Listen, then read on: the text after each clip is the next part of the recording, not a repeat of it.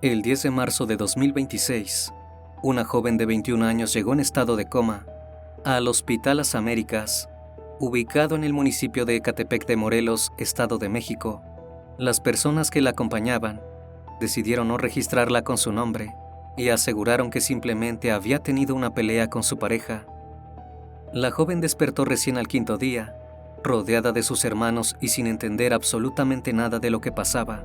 Sus familiares la abrazaron. Le dijeron que ya todo iba a estar mejor, pero a ella le dolía todo el cuerpo y había perdido la movilidad del brazo izquierdo. Cuando intentaba hablar, lo hacía con dificultad y dolor, por lo que no podía explicarles cómo había llegado al hospital. Mientras, los médicos le decían que lo más probable era que falleciera. Su pareja seguía libre, como si nada hubiera sucedido. Pero, ¿cómo había podido una joven llegar en un estado tan grave? ¿Quiénes eran las personas que la acompañaban? Y si todo se debía a una simple discusión de pareja, ¿por qué tenía tantas heridas? Yo soy Emanuel Castelar y esto es El Criminalista Nocturno.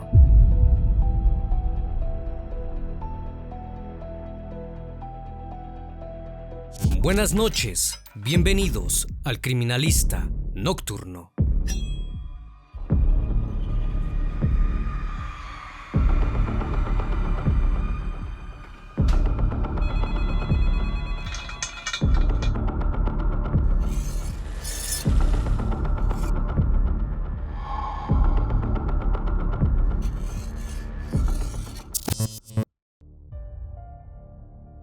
El 10 de marzo de 2026, Wendy Hernández salió de la casa donde vivía con su familia para verse con su exnovio, llamado Pedro Jared.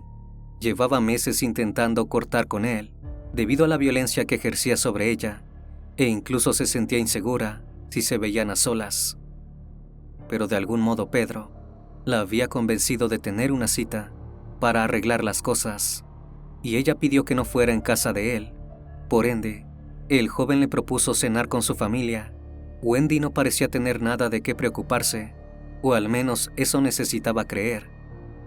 Al caer la noche, su madre Gabriela, su hermana Jessica y su padre y su hermano, cuyos nombres no trascendieron, advirtieron que no había regresado a su hogar.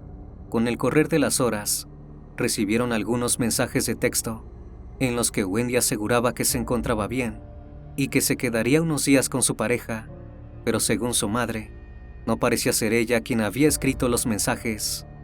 Además, cuando Gabriela intentaba llamarla, no respondía, por lo que la preocupación crecía cada vez más. Al día siguiente, Gabriela le envió un mensaje de texto a su hija, en el que le pedía que no descuidara sus clases universitarias. Wendy entonces le respondió que se quedara tranquila, aunque continuaba sin aparecer.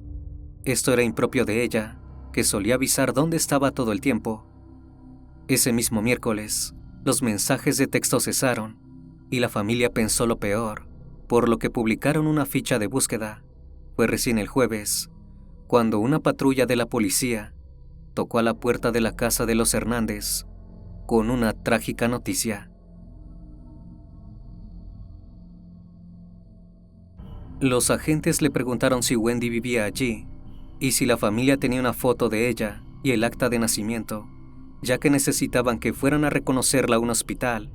Gabriela no tardó en pensar que Pedro había asesinado a su hija en venganza, porque ella intentaba terminar su noviazgo. Pero una vez en el Hospital de las Américas, la familia se enteró de que Wendy estaba viva, aunque en estado crítico desde el martes anterior. Según los registros médicos, la joven había llegado con un paro cardíaco, porque había perdido mucha sangre y entrado en un coma temporal.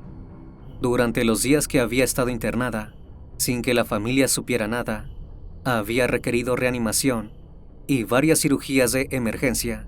Aún tenía lesiones graves en órganos vitales, como el hígado, riñón, pulmón, tráquea y esófago, además de fracturas y daños en nervios y tendones. Esto dejaba en claro que los mensajes que Gabriela había recibido, supuestamente por parte de su hija, no habían sido escritos por ella, sino probablemente por su pareja. Pero Wendy no despertaba, y por ende, No podía contarle a su familia lo que había ocurrido. Lo único que sabían era lo que les decían los médicos. Necesitaban una tomografía para evaluar el nivel de gravedad que tenían sus lesiones internas. Pero aquel estudio no podía realizarse en las Américas, por lo que los Hernández debían trasladar a Wendy hacia otro hospital, además de costear la ambulancia y el estudio ellos mismos. Para hacerlo, tuvieron que pedir una alta voluntaria, ya que los médicos le aseguraban a la familia que lo más probable era que ella falleciera en el traslado. Finalmente Wendy llegó al Centro Médico Nacional de la Raza, donde recibió la atención especializada que necesitaba. Si bien despertó, mientras era trasladada de un hospital a otro, aún no tenía fuerzas físicas para hablar. Una vez que su hija estuvo en manos de los profesionales, Gabriela acudió a la fiscalía para denunciar lo ocurrido, pero la respuesta la sorprendió. Ya había una carpeta abierta por lesiones, aparentemente ocurridas tras una pelea de pareja. Aquella denuncia había sido realizada, nada más ni nada menos que por la madre de Pedro, y las autoridades jamás habían ido a visitar a Wendy en el hospital para que brindara su testimonio o para ponerla al corriente de aquella denuncia. En ningún momento se activó un protocolo por posible feminicidio, por lo que la familia de la joven decidió que era momento de hacerlo ellos mismos. Pero las autoridades indicaron que para realizar la denuncia, Wendy tenía que ir a declarar en persona. Para hacerlo, primero debía conseguir hablar, y eso finalmente ocurrió. Una vez que Wendy recuperó su voz, relató que días atrás, en su habitación del hospital, la prima del sujeto había ingresado. Wendy pensó en ese momento que el propio Pedro la había enviado para terminar lo que él había empezado. Aunque no reveló los motivos de la visita, lo único seguro era que en ningún momento el Hospital de las Américas le había brindado seguridad a la joven paciente, por lo que su familia tuvo que acompañarla en todo momento. 2 días después de que Wendy llegó a la Raza, recibió la visita de un médico legista que ratificó que la joven tenía más de 50 puntos de sutura en la cara y el resto del cuerpo. Entonces, el profesional determinó que no se había tratado de una simple discusión de pareja, sino de un intento de feminicidio. El hermano de Wendy acudió a la delegación de Azcapotzalco para realizar la denuncia, pero le dijeron que tardarían 15 días en comenzar el proceso legal y que también requerían sí o sí que Wendy declarase. Finalmente, a principios de abril, el hospital dio de alta a la joven, aunque no podía caminar porque le daba taquicardia y su familia debía monitorear su presión y glucosa, además de alimentarla a base de comida procesada. Wendy regresó a su casa y si bien tenía las 2 cuerdas vocales paralizadas, hizo su mayor esfuerzo para hablar y decidió realizar la denuncia. No podía creer que Pedro llevara tantas semanas viviendo su vida como si nada hubiera ocurrido. La joven acudió con un gran esfuerzo a la agencia del Ministerio Público, especializada en violencia intrafamiliar y sexual, para brindar su versión de los hechos. Pero antes, debemos entender bien quién era Wendy y cómo la relación con su exnovio acabó en un intento de feminicidio. Wendy Hernández trabajaba como auxiliar de enfermería en el Hospital General de Zona número 76 del Instituto Médico del Seguro Social, ubicado en Ecatepec. Amaba su empleo, ya que creía que era muy importante cuidar de la gente y sacarles una sonrisa en sus peores momentos. Era madre de una niña, cuyo nombre no trascendió públicamente, y llegado el 2026, llevaba algunos meses que recién había regresado con Pedro Jared, quien también era enfermero del mismo hospital, pero de urgencias. Desde el principio, la relación entre ambos estuvo marcada por los celos, el control y la violencia psicológica que él ejercía, aunque claro está, en un principio el comportamiento de él hacia ella era de lo más normal y atento. Sin embargo, el punto de quiebre había ocurrido cuando Wendy le dijo que iba a ser trasladada a una nueva clínica del IMSS. Esto lo molestó en gran manera, por lo que a partir de entonces comenzó a comportarse diferente empezó a gritarle e incluso llegó a agredirla. Con el tiempo, la relación siguió su curso, pero de forma inestable. Aún así, decidieron casarse y se mudaron juntos a Hidalgo. Pedro intentó que Wendy dejara el trabajo, dejándola encerrada bajo llave en la casa que compartían para que no pudiera asistir. Así la joven acumulaba muchísimas faltas y tenía el riesgo de ser despedida. Él también les decía a los padres de Wendy que ella se encontraba bien, cuando en realidad ocurría todo lo contrario. Siempre que alguien le enviaba mensajes de texto o la llamaba, Pedro debía estar presente para escuchar o leer todo lo que le dijeran. Posteriormente, Wendy quedó embarazada. Pedro, en lugar de sentirse feliz por la noticia, comenzó a cuestionar a la chica, preguntándole de quién era el bebé que esperaba. La situación llegó al punto de separarse. Wendy regresó a vivir con su mamá y decidió tener ella sola al bebé. Con el transcurso de los días, Pedro comenzó a insistir para que regresaran y le dijo que incluso él se haría responsable de la paternidad. Ambos acordaron verse y él la llevó de regreso a la casa en Hidalgo con el pretexto de recoger unos papeles para asegurarla ante el Seguro Social. Una vez allí, la encerró y de su mochila sacó un arma para amenazarla. Fue claro, le dijo a Wendy que quería saber con quién lo engañaba. La chica le pidió que se calmara y le dijo que no estaba saliendo con nadie. En su desesperación y el miedo que sentía, le pidió que por favor la dejara probar una última comida antes de que la asesinara, que lo hiciera por su bebé. Él accedió y salieron a comprar. Aquel mismo día, él le dijo que los dos tenían que perecer, y si ella no lo hacía, él se autoprivaría de la vida y dejaría una carta para culparla a ella.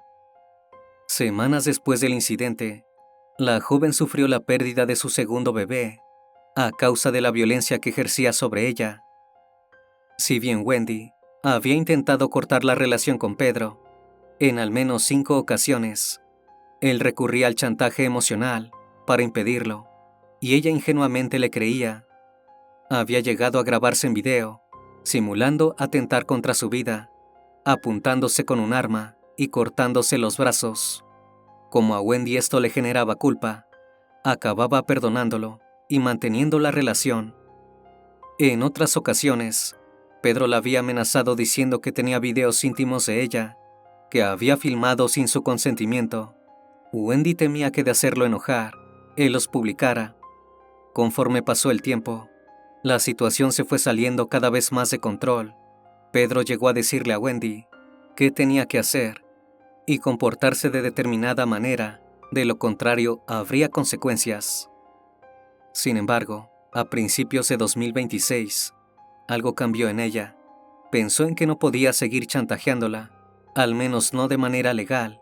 Por ende, comenzó a estudiar la carrera de abogada, lo que molestó aún más a Pedro. Él comenzó a notar que Wendy estaba ampliando su círculo de amistades y a vivir su propia vida. Estaba convencido de que se vestía de manera provocadora y que probablemente lo estaba engañando. 3 días antes del suceso, acordaron de verse en la casa de los progenitores de Pedro.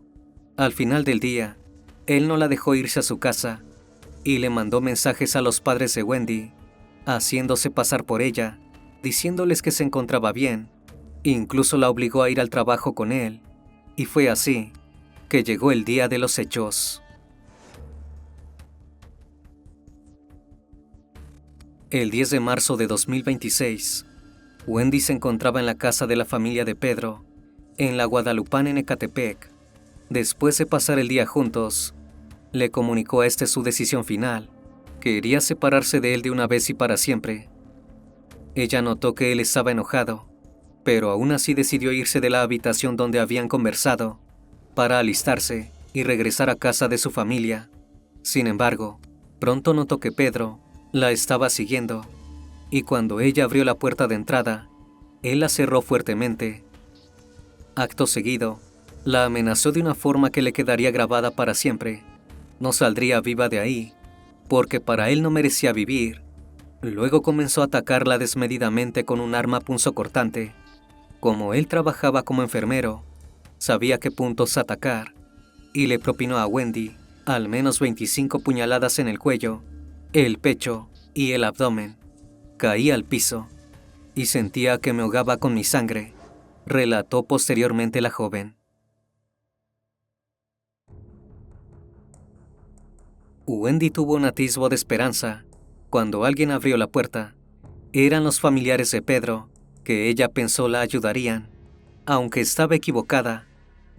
Cerraron la puerta y desde el otro lado comenzaron a gritarle al joven que se detuviera. Su tía incluso tuvo que amenazarlo con llamar a la policía para que Pedro cesara con la agresión. Mientras Wendy temía por su vida, escuchaba cómo su exnovio le decía a su madre que ya se había deshecho del problema, refiriéndose a ella misma.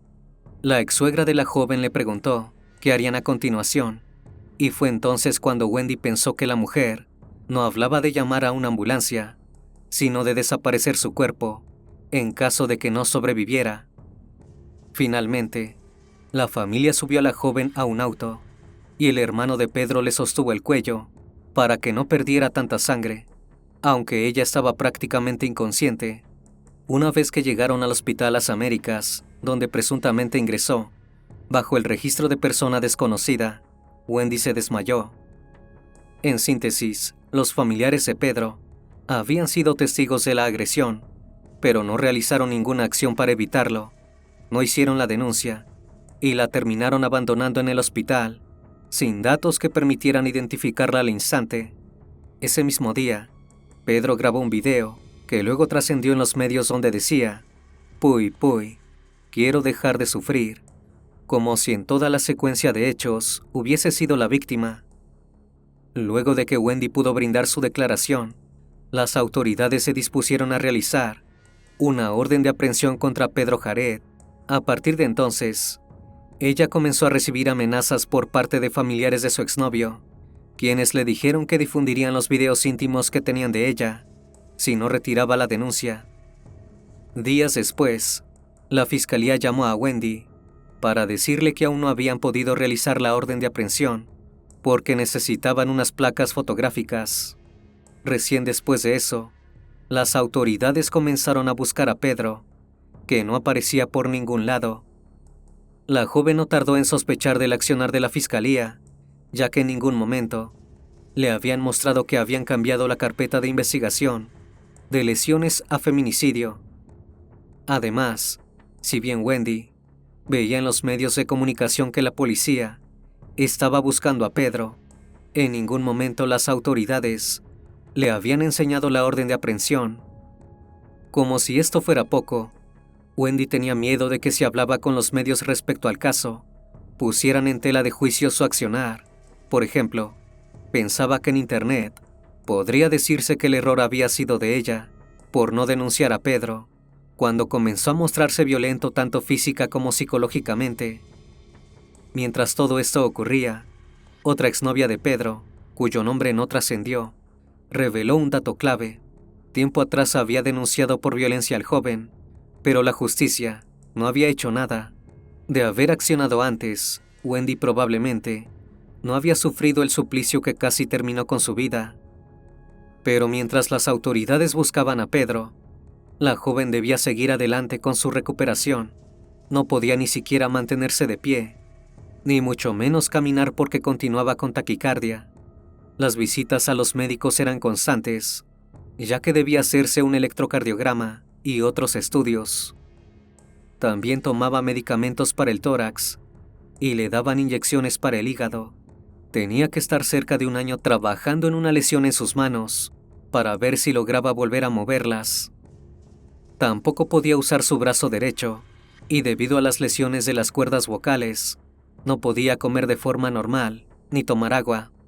Como si esto fuera poco, los daños que habían sufrido su pulmón, hígado y otros órganos eran permanentes. En sus propias palabras, estaba realizando sesiones de terapia para poder recuperar todo lo que Pedro le había quitado, pero mientras ella luchaba por su vida, él seguía con la suya como si nada. hasta que la policía logró dar con su paradero. Los agentes supieron que después del ataque, el joven había pedido una licencia laboral en la Clínica 76 del IMSS, y a partir de entonces, la institución no supo nada acerca de su paradero. Luego, las autoridades supieron que había sido internado en un centro de atención psiquiátrica en la Ciudad de México durante aproximadamente 7 días. Al salir de allí, se había trasladado a un centro de rehabilitación de Alcohólicos Anónimos en la colonia San José El Tunal, en el municipio de Atlacomulco, esperando no ser encontrado. Incluso había intentado cambiar su apariencia para evitar que la policía lo localizara. Sin embargo, el 26 de abril de 2026, fue arrestado por elementos de seguridad locales y la Secretaría de Marina. Ese mismo día, las autoridades detuvieron también a 4 familiares de Pedro por su presunta participación en el caso: Gerardo, de 49 años, Samantha, de 29, Isabel, de 46 y Ulises, de 17. Pedro fue trasladado hacia la Agencia Especializada en Violencia Familiar, Sexual y de Género de Ecatepec para que se le otorgara un certificado médico, y finalmente fue llevado al penal de Chiconautla mientras avanzaba la investigación. Al mismo tiempo, la madre de Wendy denunció que la agencia del Ministerio Público, especializada en violencia familiar, debía ser investigada, ya que habían tardado mucho en atender su denuncia, y en cada ocasión que ella había ido al edificio, había visto a muchas otras personas exigiendo que se respetaran sus derechos y no se archivaran las carpetas.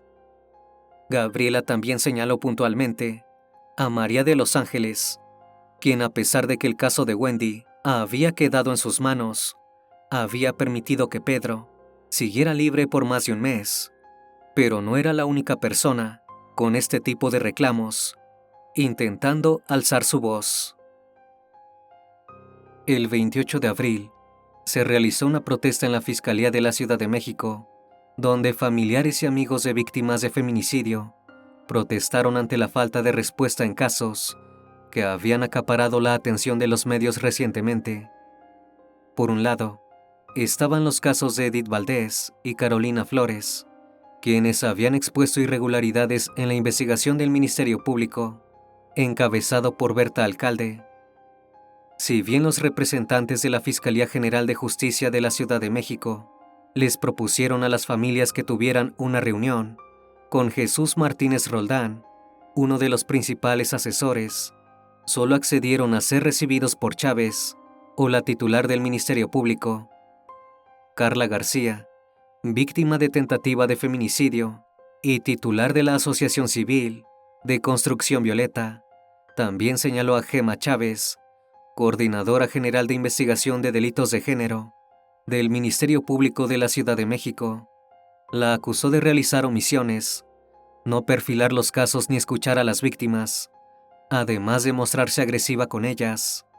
Denunció que la fiscalía estaba siendo corrompida, además de mostrar una nula empatía y falta de seguimiento a las víctimas. Los presentes también se manifestaron en contra de algunos delitos mal integrados en la ley, como los de Ariadna López, Ana Febe Rojas y Karen Mariel Juárez, víctimas de feminicidio, o Daniela Sánchez y Wendy Hernández, sobrevivientes a tentativa de feminicidio. Los familiares expresaron además que debían estar detrás de la fiscalía, supervisando que los funcionarios estuvieran haciendo su trabajo. Lo cierto es que durante 2025, más de 5,000 mujeres fueron privadas de la vida en México, aunque únicamente 600 y 725 casos fueron investigados como feminicidios. Si bien la figura penal existe legalmente, no funciona de igual manera en todos los estados del país. Por ende, muchos casos de feminicidio acaban siendo clasificados como lesiones, violencia familiar o tentativa de homicidio, minimizando la problemática. Y cuando la víctima sobrevive, sufre de revictimización, y la ayuda o el acceso a la justicia son prácticamente nulos. Wendy tenía más de una razón para tener miedo, por lo que decidió hacer un pedido. El 29 de abril, la joven brindó una entrevista a los medios de comunicación, donde expresó que si Pedro era liberado, temía que la buscara para terminar lo que había empezado, y no solo tenía miedo por su vida, sino también por la de su hija. Yo tenía una vida funcional, y ahora estoy luchando para volver a recuperarla, declaró. Wendy también pidió apoyo para que su agresión fuera reclasificada como feminicidio en grado de tentativa y exigió a las autoridades que no se dejasen comprar. Aseguró que si bien debían realizarse medidas de protección en su casa, las autoridades aún no las habían implementado.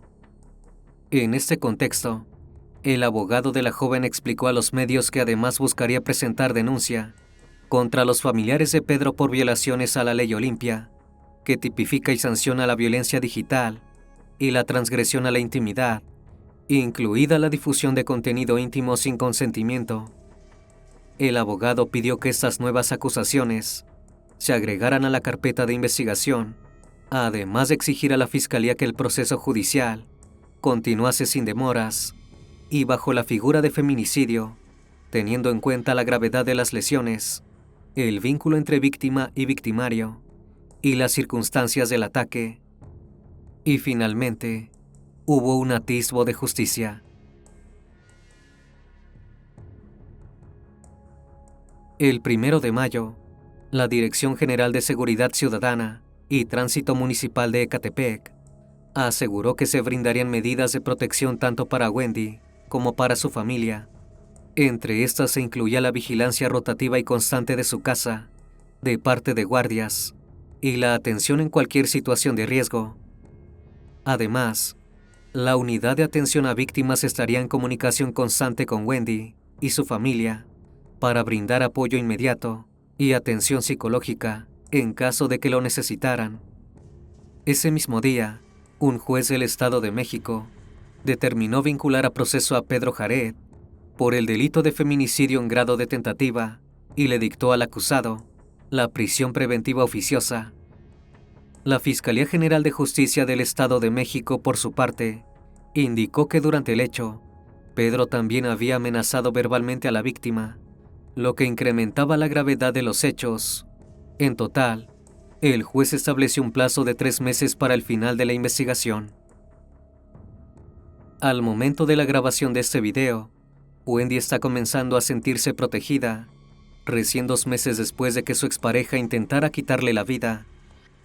Sin embargo, no se puede volver el tiempo atrás, y es que muchas mujeres en ocasiones no denuncian este tipo de violencia, porque en la gran mayoría de los casos son desechados inmediatamente por las autoridades, o no son tomados con la importancia que deberían, y en el peor de los casos, las autoridades les ponen cientos de trabas para no levantar la denuncia. Wendy veía como casos similares al de ella eran archivados y las víctimas revictimizadas, por lo que prefería no denunciar a Pedro.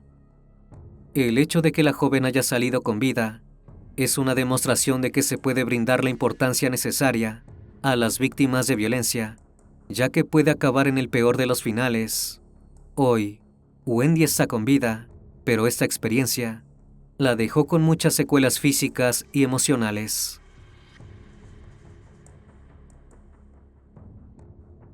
Una vez más, estimado público, gracias por acompañarme y por estar presentes en esta nueva transmisión. Les recuerdo que ahora pueden encontrar los episodios en Spotify, Apple Podcast, Amazon Music y, por supuesto, en YouTube Music. Me despido de ustedes con un fuerte abrazo, y si tú aún no formas parte de esta comunidad, te hago la cordial invitación a que lo hagas y nos acompañes en este camino. Esto es El Criminalista Nocturno. Hasta la próxima emisión. Y recuerden, en aquellas noches oscuras, siempre habrá una historia que contar. Buenas noches.